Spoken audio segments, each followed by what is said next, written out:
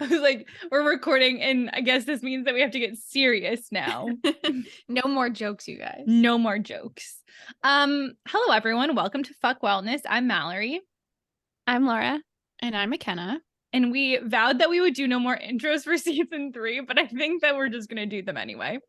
Yeah, it's a nice, okay, now we're going. We're not just chatting. We're going. It's serious. Yeah.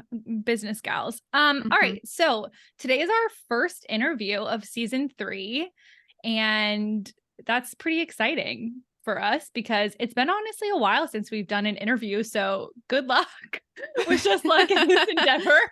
I was honestly a little nervous to talk to someone who wasn't the three of us. Yeah, maybe we've lost all interview skills. Who knows? Yeah, I hope I know how to still be socially okay.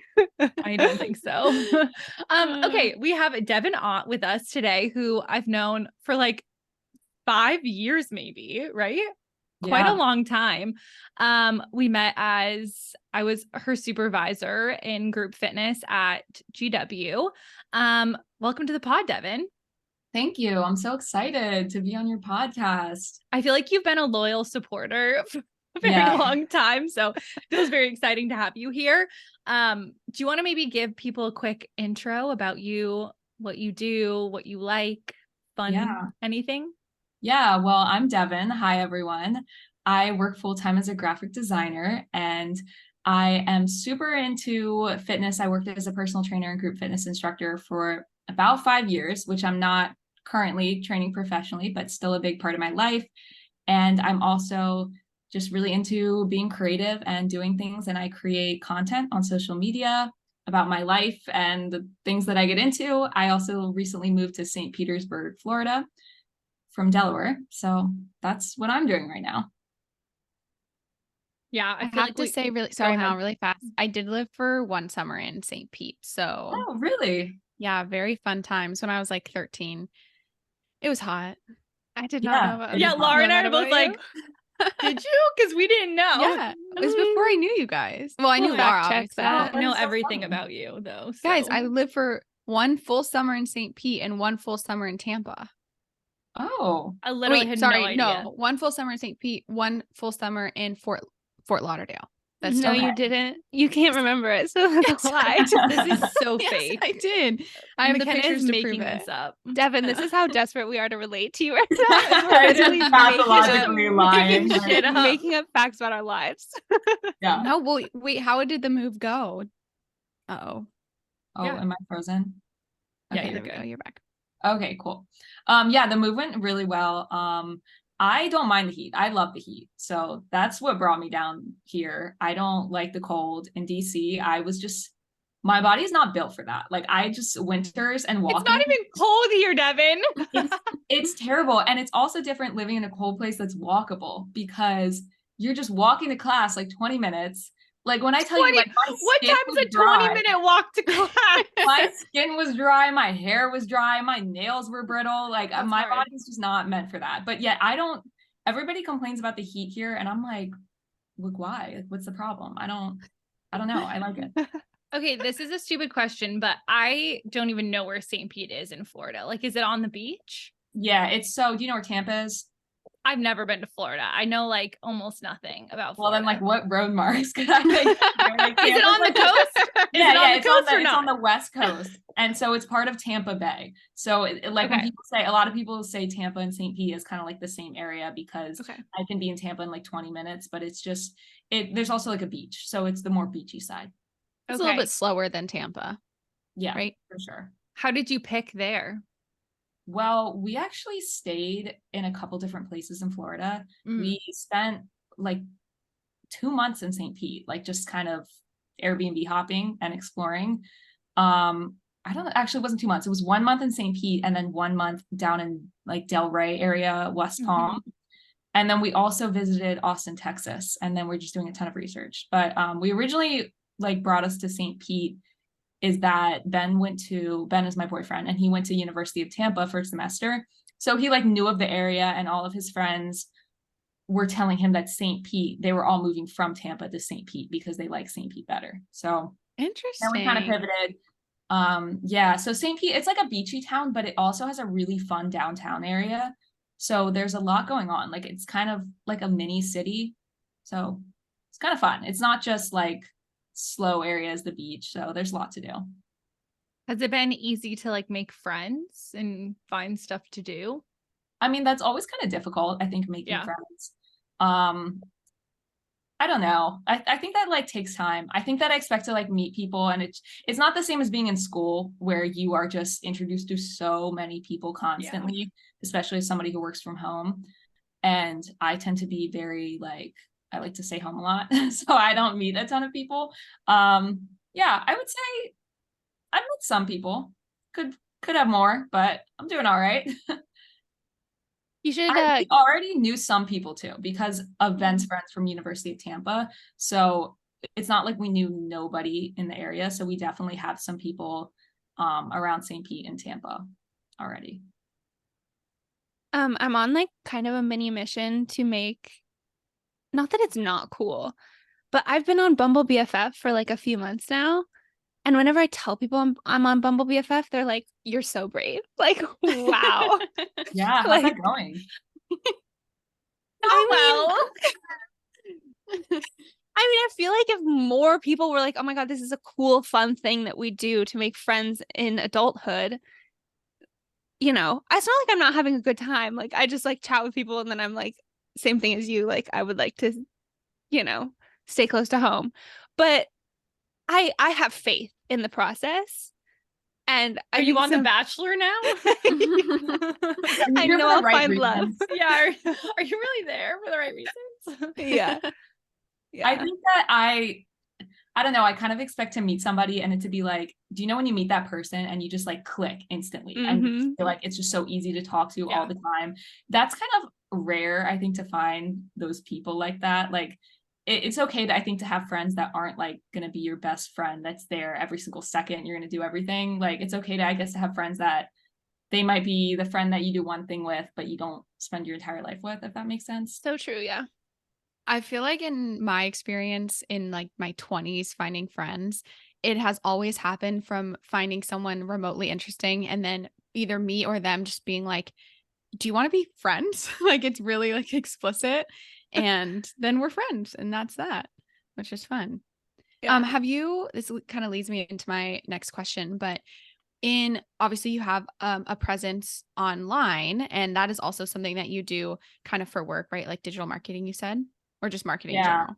Yeah, it's not really marketing. I'm actually like considered a designer. So sorry. It's like I work for a marketing agency, but I'm not there like creating the strategy and stuff. I see. Okay, well then like scrap that second part of the question and go to the first part. I mean, it relates, but yeah. Yeah. But my question was going to be if you had formed any friendships online.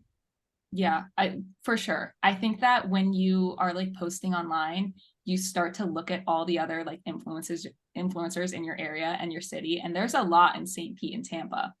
And I actually went to this event where this girl online posted about how she just moved to St. Pete and is trying to make friends. And the video, I guess, got a ton of views and a lot of people interacted with it. So she planned this like pottery night for just people met online. And I went and I didn't know anybody because like I don't care. Like I'll show up not knowing anybody. And it was really fun. And there was like a lot of girls there, like probably like 25 people that met entirely through social media. And they weren't even like influencers, like just people who were like, hey, we all moved to St. Pete.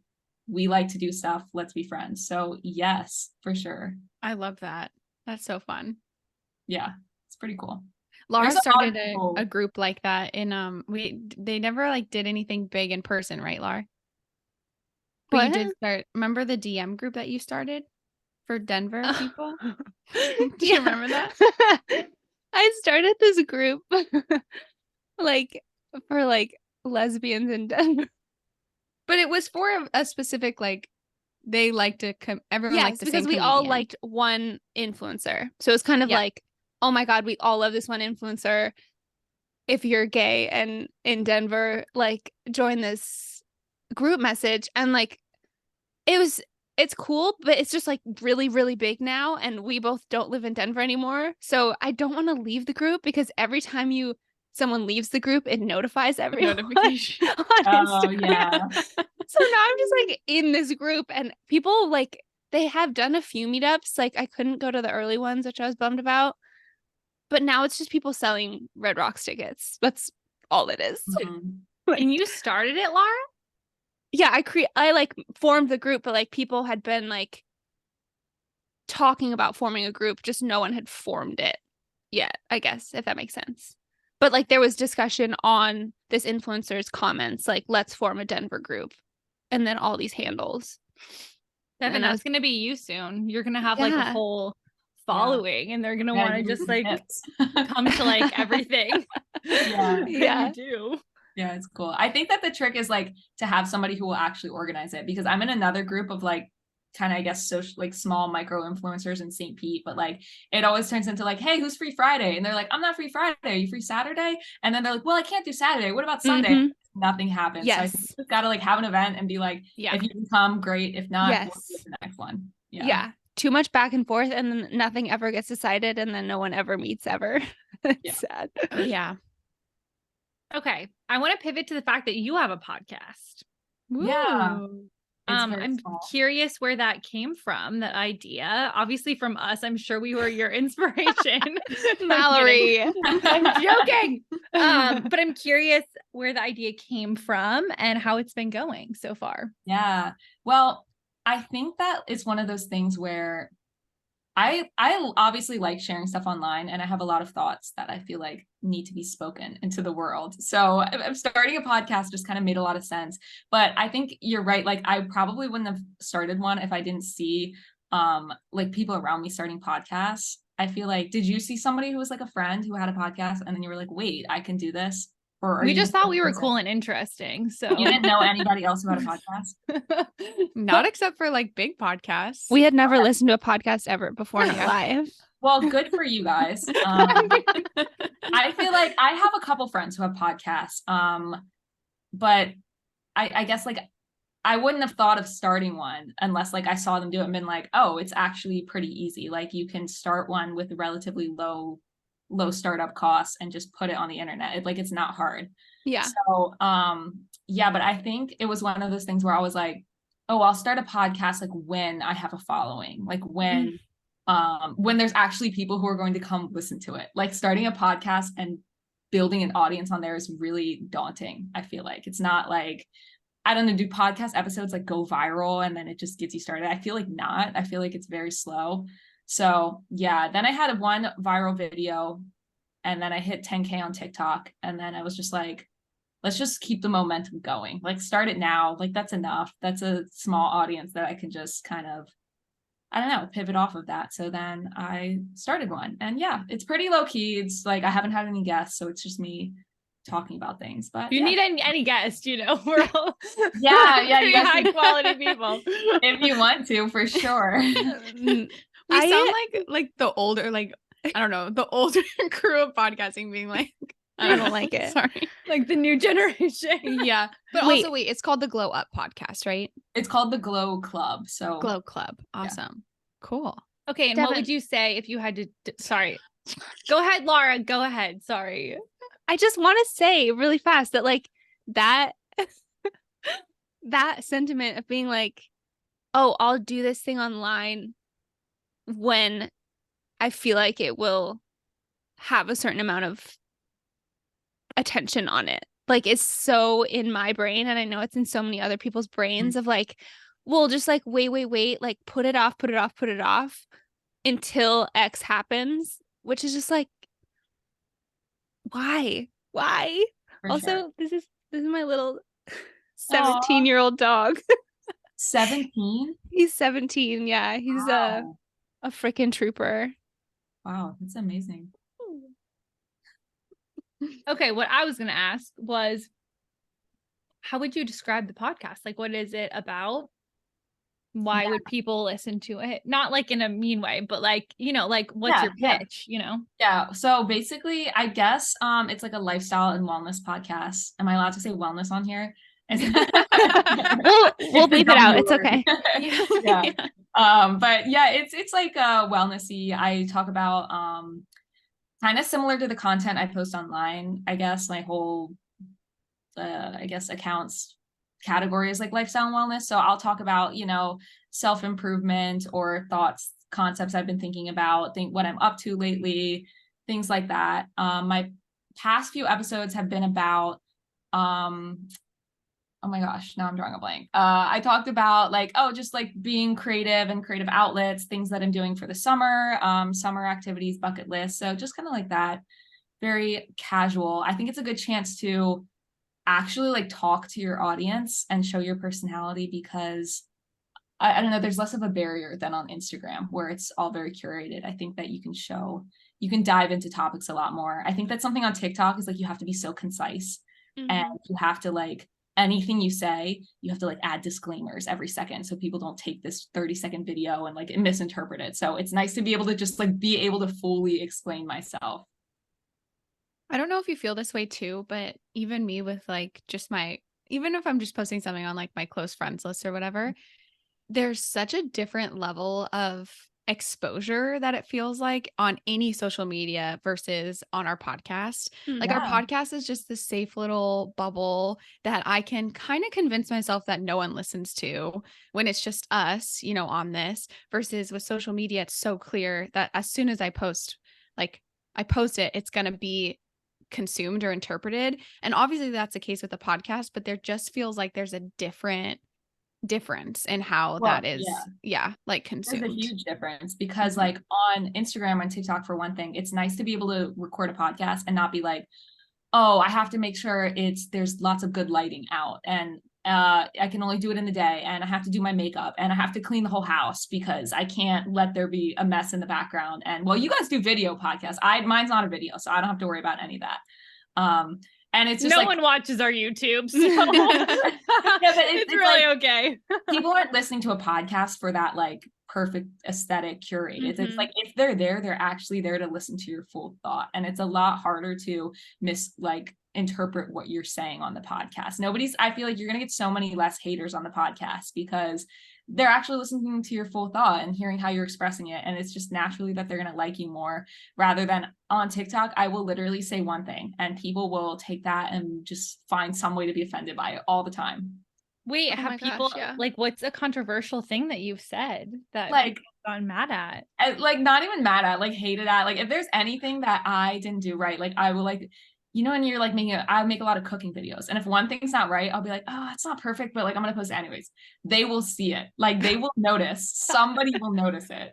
These people need more things to do in their lives. I know. One time I posted, it was like sleep habits, like, tips that help you sleep, because I sometimes used to struggle a lot with sleep, and it was just like sleep hygiene tips, like a whole thing, and it got a lot of traction. I think it was like 100,000 views on TikTok. And so a lot of people were commenting, and I said one thing that was like, the 3-2-1 rule is a good rule for sleep. Like, you try and stop working 3 hours before bed, you stop eating 2 hours before bed, and you stop going on your phone 1 hour before bed, because that like helps you wind down and get out of that mode. And then some comment was like, how could you tell people to ignore their hunger cues and stop eating and starve themselves? Like, how could you promote that? And I was like, I didn't say if you were hungry, you had to not to abstain. I meant like maybe plan your dinner, like a couple, like don't eat a huge meal, because that's just not, it makes it harder to fall asleep according to the science. Like, I'm not saying that. Like, whereas if I had a podcast, I'd be able to really elaborate on that. But because it's just a sentence on a TikTok, it like triggers people. Yeah. So speaking of that, when people are kind of pointing out what they view as like a controversial thing or what they see as a flaw or something that they disagree with, how have you handled like navigating other people perceiving you while kind of staying true to your own beliefs and self-worth and all of that? I usually just cry and block them. Solid. Yeah, I don't know. I feel like there's not really a good way to handle that. I would say people aren't very often offended by what I post. It's more like I feel like I get more like hate comments, not like hating on me as a person, but like it's more often like, oh, that looks terrible, that sounds disgusting, like just random troll comments. And so I have to know that those are just trolls. And one thing I've noticed is that sometimes my comment section will be flooded with one thing, and you'll think, oh my gosh, every single person who viewed this like thinks what these comments are saying. But the truth is that those are just the people who commented. Like, do you comment on every single thing that you like? And you're like, I really like this. No, but like the only people who comment usually are people who like, if they are very triggered by it, and then I'll go to their account and they have no posts and they don't post online. And I'm like, oh, well, this is why you're so ruthless. It's because you don't know what it feels like to post yourself online. So that usually helps, is just knowing that it's a troll. And then when you talk to an actual person, they won't even like notice what you're talking about. And you're like, oh, online is this weird little bubble where you think that everybody's passionately hating on it. But in reality, like normal people aren't doing that. No, I'm really glad that we don't have a huge following on social media. Like, I mean, I guess ideally But we have would you have still like gotten like trolls on your account? I mean, not really. No. Well, I feel like I did when I used to have a fitness account that I was that I abandoned because it was not going well. But I used to post on my fitness account, really and I even popular. had, I had like 300 followers. I'd like actually maybe a little more. I don't know, but like it was mostly family and friends, and even like I would post workout videos, and I would get people telling me I'm doing the exercises wrong, but they were always like trolls.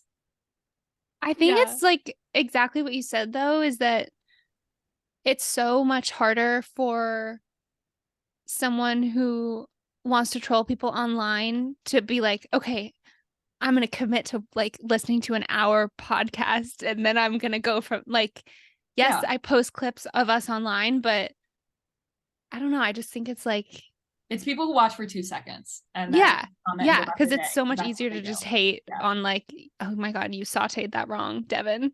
Yeah. How could you? Exactly. Yeah, for sure. It's always stupid. So that's This is such an interesting thing because obviously people are talking about online hate and it's getting like more and more conversations are happening about it.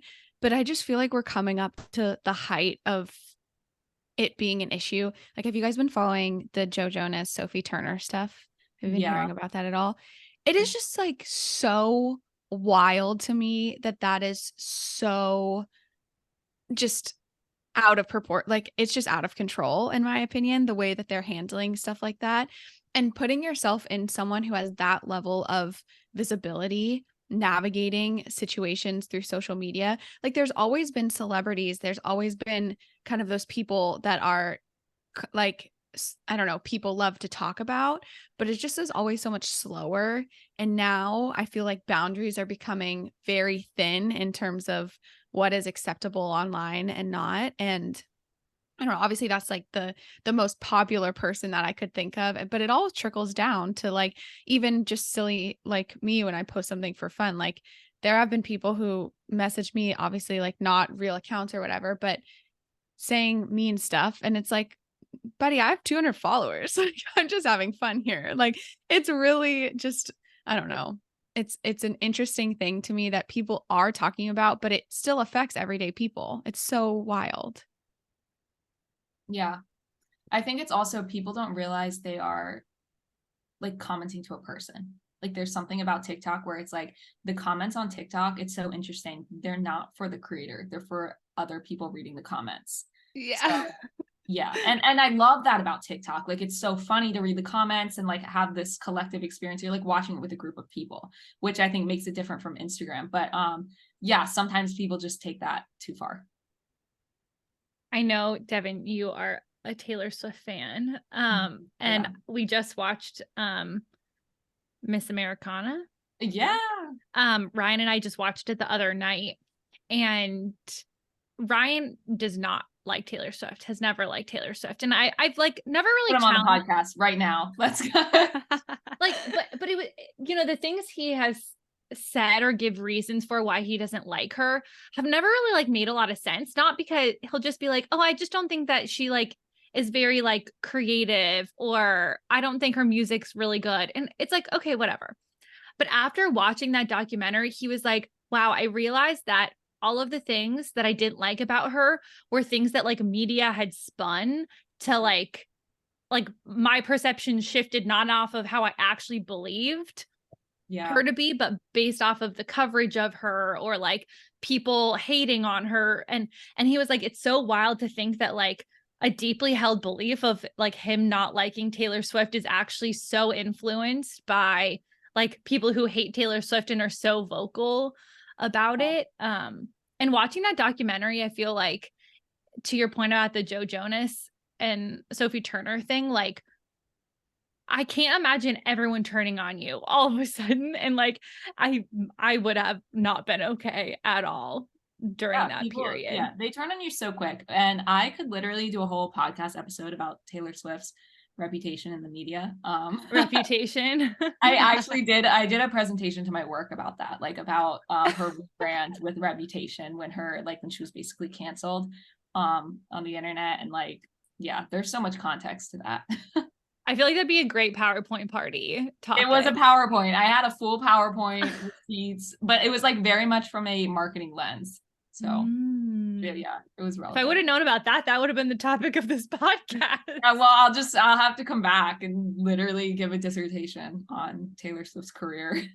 That's funny. That's really funny that Ryan had that experience, because please don't I know me, where Devon. we're going. Laura does not like Taylor Swift. Don't hate me, Devon. Or anyone else who's listening to this, please. I'm terrified. We're gonna absolutely cancel her. I know. I just like, and it's not that I'm like, I hate Taylor Swift. I've just like, I don't know, like her early music, like Teardrops on My Guitar was my childhood. And then it kind of like, that wasn't the type of music that I was liking to listen to, whatever. But it's funny because in 2020, when Miss Americana, is that what it's called? Came out, I watched it with a bunch of my friends who love Taylor Swift, and they were like, you have to watch this, Laura. And it was kind of like, oh shit, like I am, the whole point of that whole movie is like, this is what happens when you like collectively hate on a person because this is what the media told you. And it was like, from that point on, like I'm not obsessed with Taylor Swift music, and I wasn't ever like a hater of her, but I think it's just like interesting how that documentary plus what you were talking about, Devon, after with Reputation, like it all just made it like, why, like that is so not cool to just like dislike someone who's like in her own right killing it with the right people. I'm just not her audience, which is fine. She's enough people.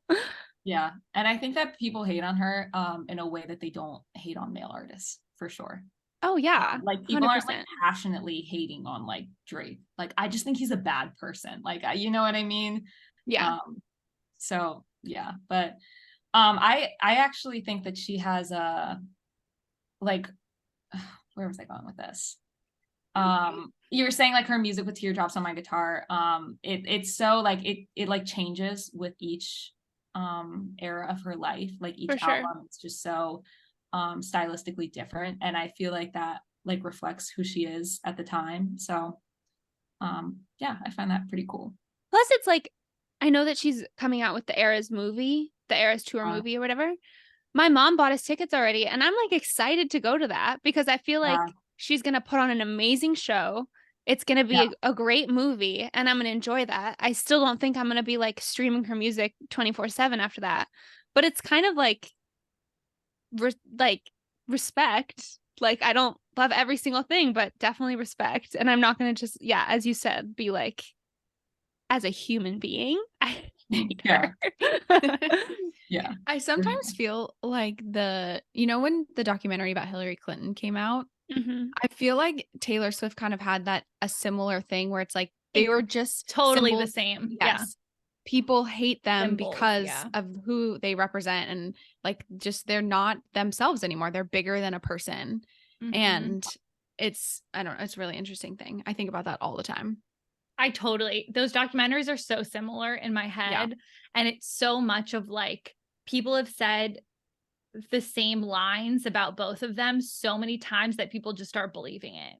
And they don't have any evidence to support it. They just believe it. And like, I feel like I definitely have had things like that with celebrities where then I learn more about them and I'm like, okay, for example, we talked about this, I think last week, but I just started reading Wild by Cheryl Strayed, and I had the same thing. I was like, it's a dumb book, and she has no backpacking experience. I don't know why she would hike the PCT. I had so many like negative beliefs about the book, and I was like very judgmental about it. Never had read it. Started reading it, and I was like, wait, this is a lot of strong opinions for like a very neutral book.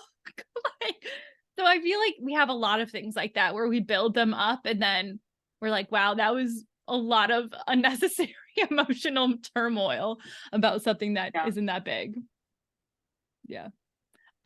Okay, should we move on? Sure. Okay, I was curious what the viral video was that like gained me a lot of traction. Yeah, so that video was the first video I posted in my Things to Do series. So it was things to do besides eating, drinking, scrolling. And I think it reached. I had a feeling that's why I asked this question. Oh, very good. it was I think 5 million on TikTok right now and like 1 million on Instagram. Hell yeah. Yeah, and the funny thing is so I've been posting on TikTok for like a year, like pretty seriously, but I only started posting on Instagram for like a couple months. Like for a while, I was just putting all this effort into TikTok videos and not repurposing them to Reels just because that seemed like daunting to me. And then I was like, this is really stupid. Like you need to just post on your personal Instagram account and just post it. So I was like nervous to post that video on Reels because it was my first like voiceover Reels video. Before I'd been like hiding behind a lot of like editing and stuff and not really just talking. So I was nervous to post that, but then it just got a lot of traction. So I definitely gained a lot of followers from that. And it's funny when something like that happens, like it gives you more momentum to like keep going. So where did the idea for that video in that series come from? I don't even know. I was just it came from the fact that I felt like I would get a lot of viral videos. Well, I don't know if this is the idea behind it, but I've gotten viral videos before where I didn't gain any followers from it. And people like the video go viral, but nobody would want to follow. And my whole account is it's very not niche down, which is something that I felt like made it hard for me to gain a community because like people, especially on TikTok, like to see you posting the same video every single day. And I get really bored from that. And I had a fitness account and I only posted fitness and then I got tired of it. And I didn't, after some point, I'm like, okay, what if I don't feel like posting a workout today? And then you feel like you can't post and then whatever. I wanted to post a lot of things. And so then I realized if you do a series, something clicks. If you say part 1, immediate follow for people because they're like, well, I can't wait for part 2. Like I got so many comments that were like, I literally hit follow after the first sentence you said, which was like, welcome to part 1 of my series of things to do. Someone needs to research that. Oh, people do. This is people's careers to research social media for sure. But I don't know why like I did that specific thing. I think it's just because I like to do things and it's like sometimes when like it's time for people to hang out, you're like, what do we do? And you're like, okay, well, we'll go out to a restaurant or to drink. And then it's like, well, we don't always need to be eating all day. Like if after we go out to eat, what do we do? Like what can we do? And I am always doing something. And I don't know the meaning of the word bored. So that's why it just like, and I had so many more ideas. And it's honestly like content I was already posting, but just rebranded in a way of like, oh, this is things to do besides eating, drinking, and scrolling.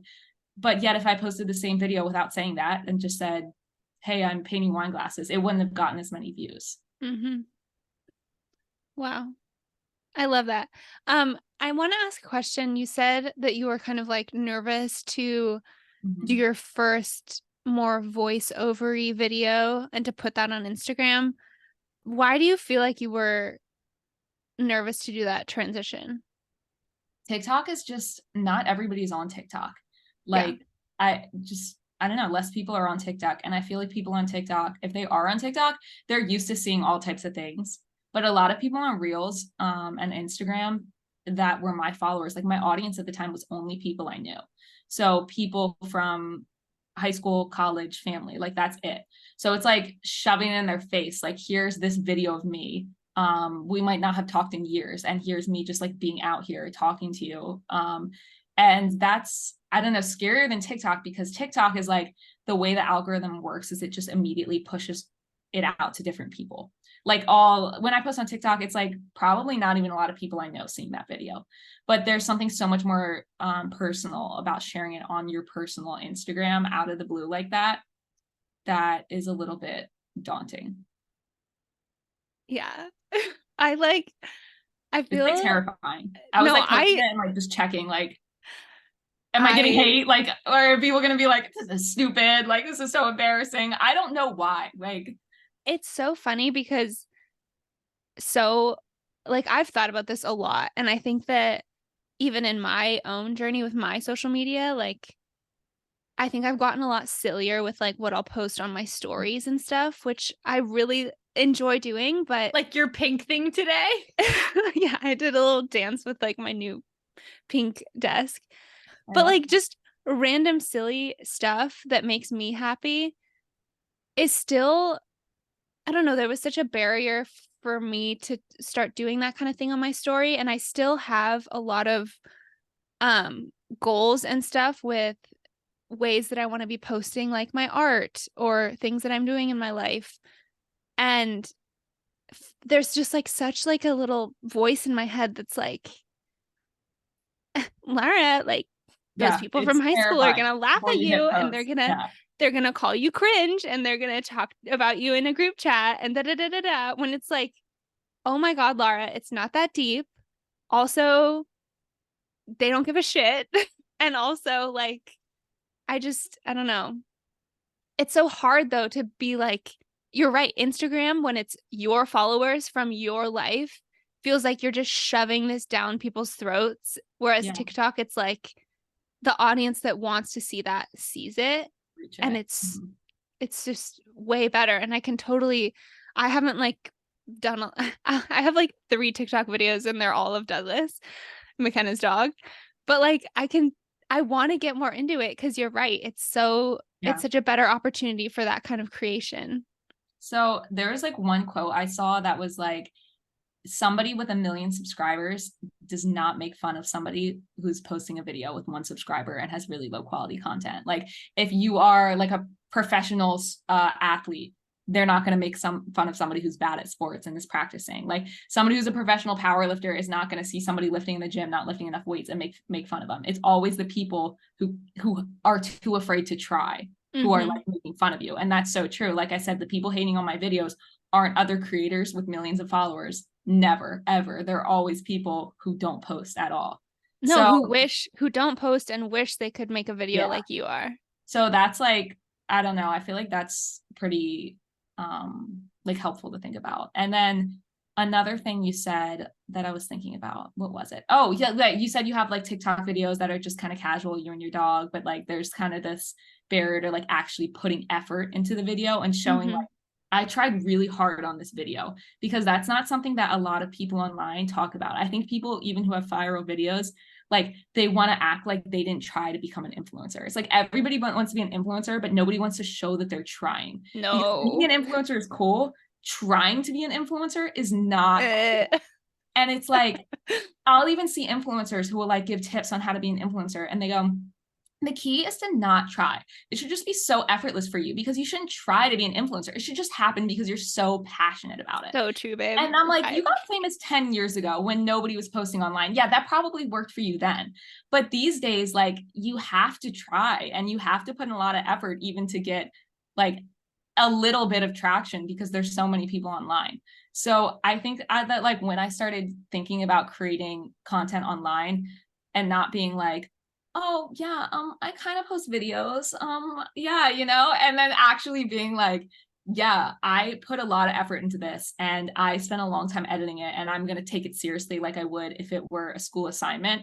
It's like I like allowed my content to be better. It was like I had these beliefs that were making my content be bad, because it was like, well, I want to put effort into it, but not too much effort that could be perceived as negative by other people for spending that much time on social media.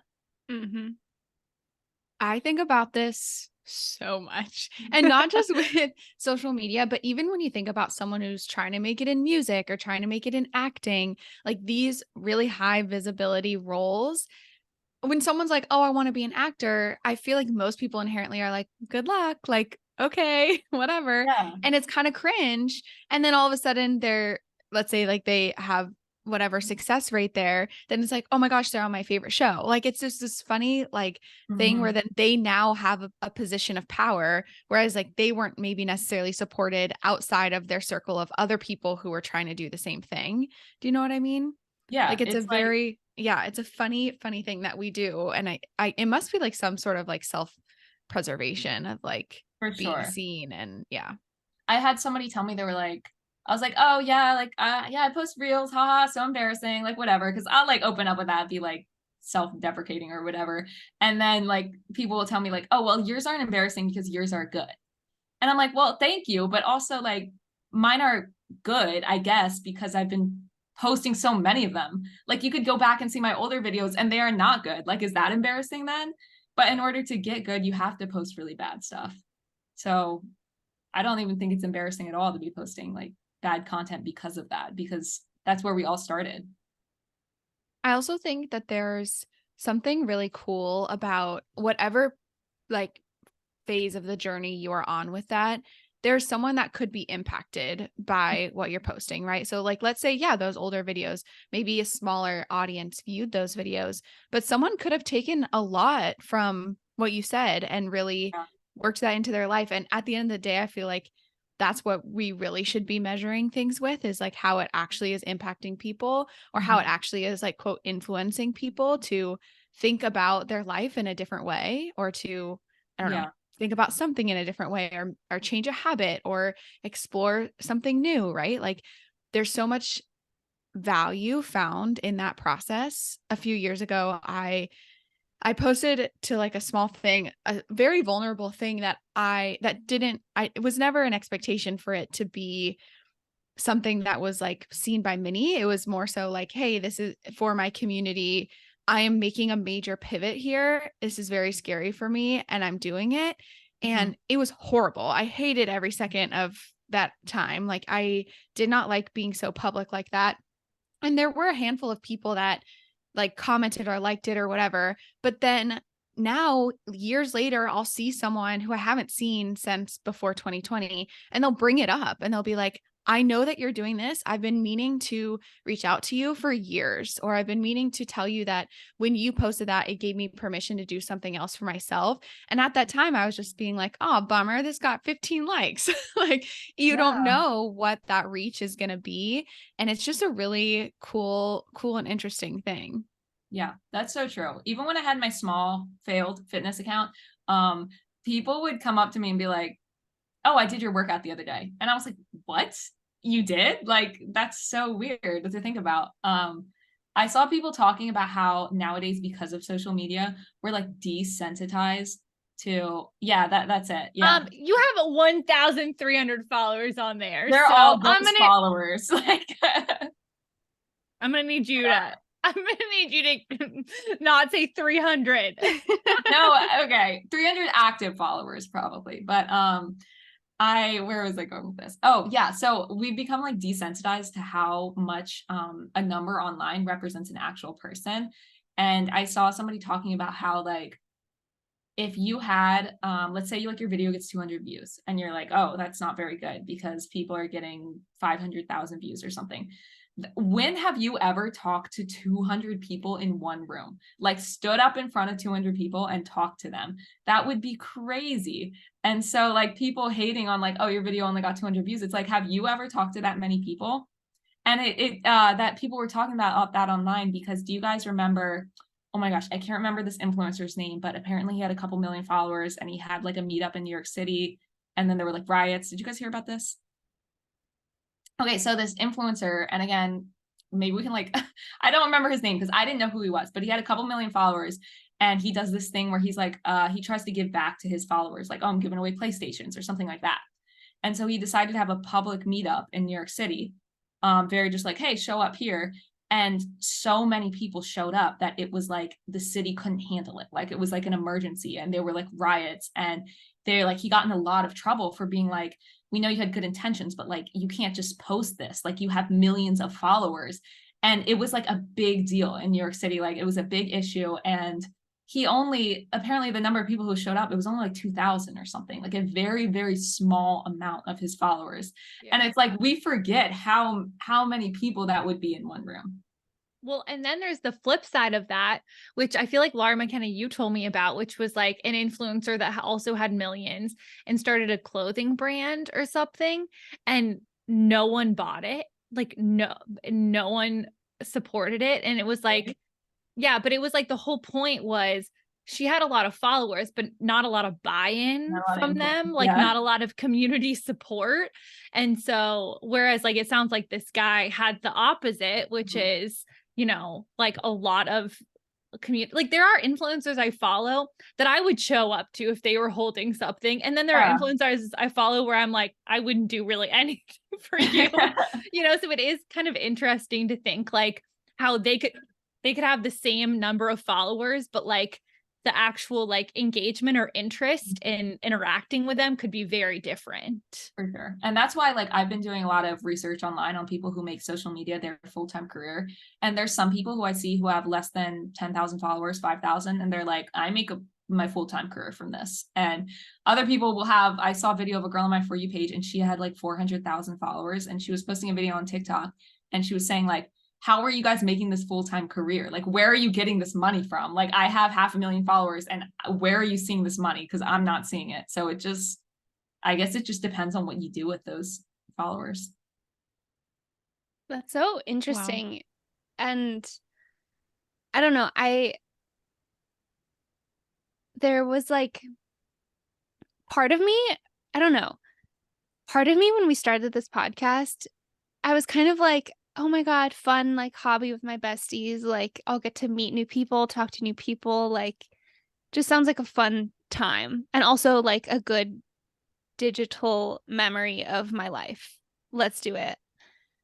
And I think that like something kind of shifted at Mal's wedding. And like, this is after like 2 years of doing the podcast. Like we've had like incredible guests on and like, you know, we get like some traction online, but like mostly, I don't know. It's just like, it was more of just like, this is clearly our hobby, whatever. Like it's kind of for us. It's for the three of us.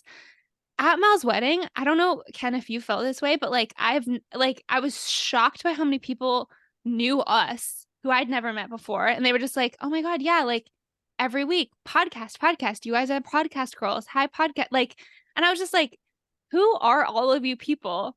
And like, I think that even is just a small like subset of just Mal's life.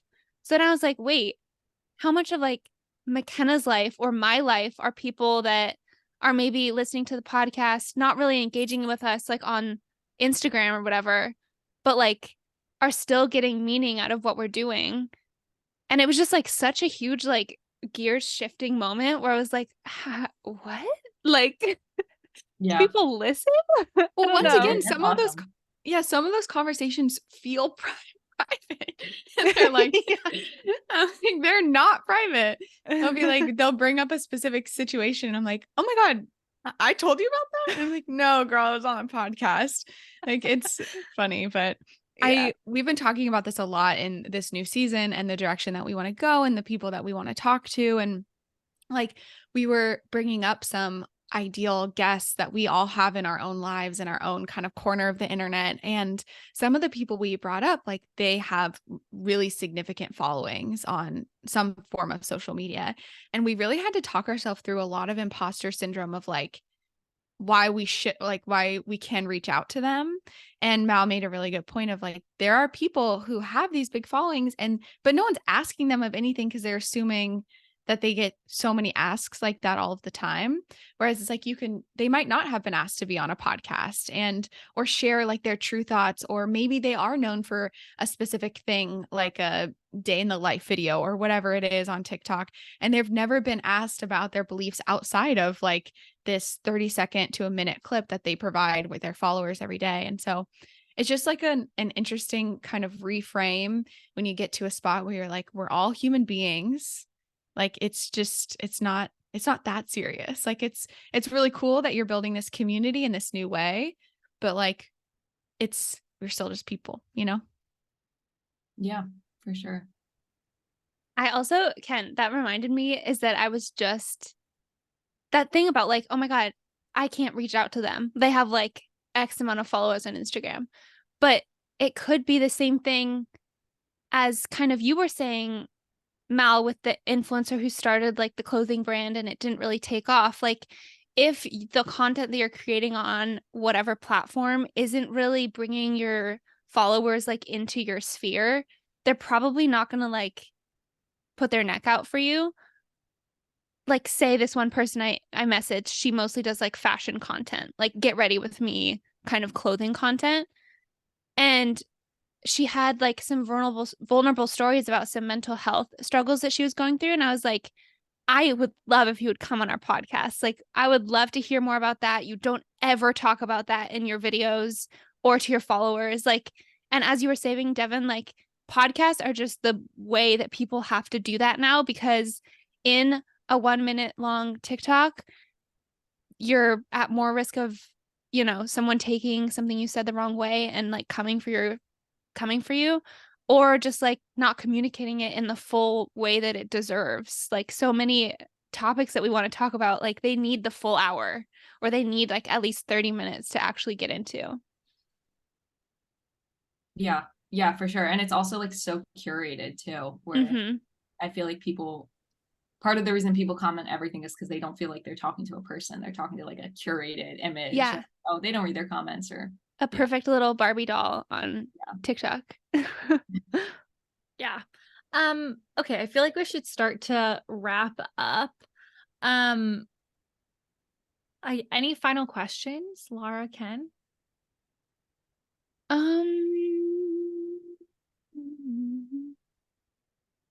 What like goals, Devon, what kind of goals do you have for like where you want your videos to kind of go? Do you have any other ideas for series that we need to follow follow along for? Yeah, I have so many ideas, and it's interesting. It's like a balance between, I don't know, what do I want to share? And then it's also like, I posted this things to do series. I didn't know you guys needed so many things to do, because everybody's like, they're eating it up, and I'll be like, oh, okay, this is going to transfer. I'll post another video. And yet like, I'll get some views, but yet I post another things to do video. It's so many views. So I'm like, well, I'm just going to keep posting that to see, until it dies out. I think I post a lot of recipes and stuff. I'm excited to post more like fall content, because seasonal content always does really well. So I want to do like more, I don't know, fall recipes. Why are you saying you like fall content, or what? No, can I have a request? You're raising your hand. Yeah. Okay. Yes. I love your videos that are just like financial breakdowns of little crafts that you go do. Yeah. Obsessed with those. So that's the same thing. I eat those up. Yeah. It's like low cost, and then exactly. I'll like break down. Yeah. I feel like people love that. So maybe like fall crafts. Like transfer it, like kind of segue into it. Twist my arm. I don't know, Devon. Yeah, that's a good idea for sure. Like, yeah, I like that. I don't know. I have so many. I don't have like. I saw somebody say this once. They were like talking about, you don't have an ideas problem, you have an execution problem. Like, I just want to make so many videos, and I don't have time. All I do is edit these silly little videos, and I would love to make more, but I also have a job. So I literally have a whole notes app full of videos to make, and it's just when I get time and feel inspired to make that one that day. How do you balance that, like a full-time job and all of the videos? It's like all I do. Like, I get off like during the week. It's like, if you want to film, then you have to like know when you're going to do it, how busy is your day, and when you're going to fit it in. I don't think people realize how much time it takes. Like, even just you saying that, like, I don't think anyone, to your point earlier about like people acting cool, like, oh, I just threw up this video, it's like, it takes so much work to make one of those videos. I remember I was watching before this to prepare, the one where you like cleaned your apartment, and one of your comments was like, this took me a really long time because I had to clean the apartment and I had to film, and then I had to edit the cleaning of the apartment. And I thought that was funny. Yeah. When I do the apartment resets, it's like, could I have cleaned my whole apartment in half the time, a fraction of the time? Yes. But would I enjoy it more if I filmed it and took half the afternoon doing it? Yes. So Also, I yes. don't know. It's like I want to like the content that I'm doing at the end of the day. And it makes me do more things because I'm like, I joke, I'm like, well, I have to do it for the content. Like my followers need it or whatever. But like, it makes me like plan things that I wouldn't do. Like, I wouldn't be like, I'm not going to do all that effort. Like me and Ben, we did this like picnic outside, and I wouldn't have normally been like, we have to get a fresh bouquet of flowers and a basket and like pick out the cutest bottle of rosé and like do all those extra things. But when I do it and I film it, like I'm actually having fun. Like it was so much extra effort, but it makes us do more fun things. Like I'll like find places to go and save them. And I'm like, well, I know I'm actually going to go do this because I'll be like, well, I'm going to film it. And so I think that I wouldn't do a lot of things, like make the extra effort to go find this specific coffee shop and go out of my way because it's 20 minutes if I wasn't going to do it for content. But it's like I get the content and I enjoy it, if that makes sense. Yeah, you feed two birds with one scone. Exactly. It's fun. Oh my God. Have you heard the whole PETA thing? Do I need to, like, instead of kill two birds with one stone, you feed two birds with one scone? Like from the Hunger Games? What do you mean? PETA? Oh, sorry. No, That's what I originally said. Like Peter people, like he's the bread guy. yeah, he's really against animal violence. No.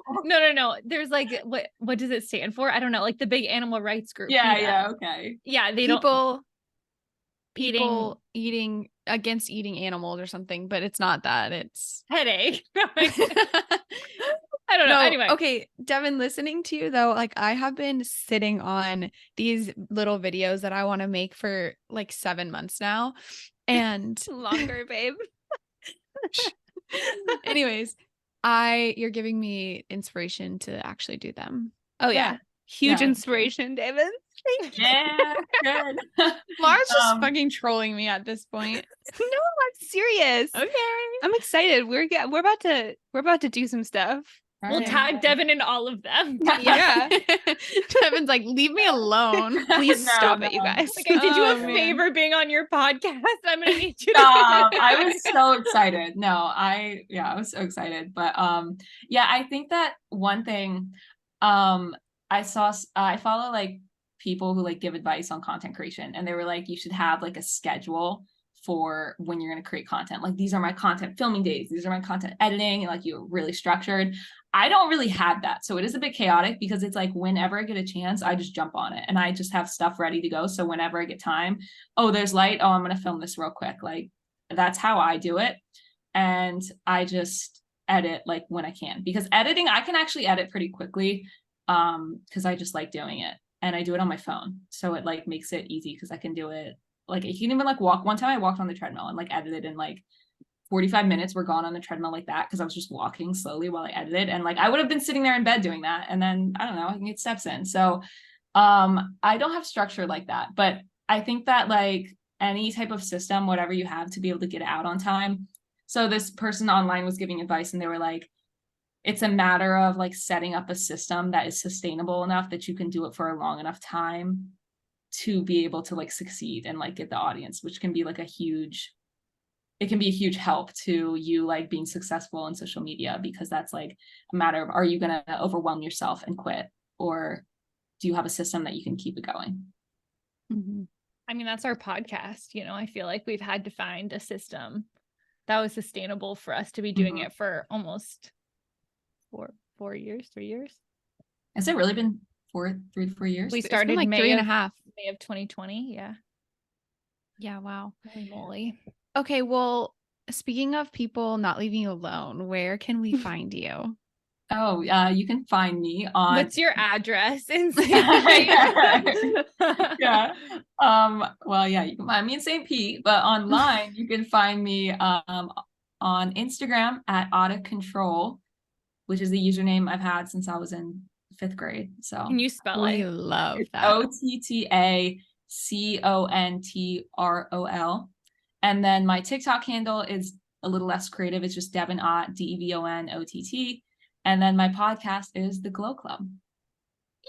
Yeah. Thank you so much for coming on, Devon. Thank you guys. This was so fun. A pleasure and a half. Everyone go follow Devon and watch her aesthetic and great videos that take a lot of hard work. Yeah. Do it now and thank her in the comments. Awesome. Okay. Thank you, everyone. Bye. Wait, it's still going. Okay.